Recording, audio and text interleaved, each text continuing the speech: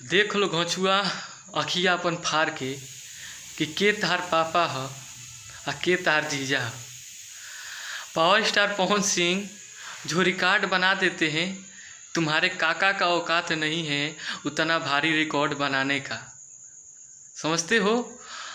Back to back बोलबम का गाना फ्लॉप स्टार ने दिया है खेसारी लाल, और यहाँ पे पावर स्टार पवन सिंह का गाना देख लो, सारे गाने हिट हैं, फिट हैं। अभी एक गाना आया है मेरा रोजगार, जो 1 घंटे में 300 के व्यू पार कर दिया। अभी 250 के पास है, अभी अपडेट हो जाएगा। लेकिन अपने काका का औकात देख लो, महाकाल के दीवाने। दीवानापन ख़त्म हो जाएगा और रोज़ रोज़ गाना ख़त्म हो जाएगा जब कंपनी गाना उनको नहीं देगी, क्योंकि उनका गाना कोई जा ही नहीं रहा है। 10 गाने में 1 गाना चला गया तो 5 लाख से 10 लाख भेटाएगा।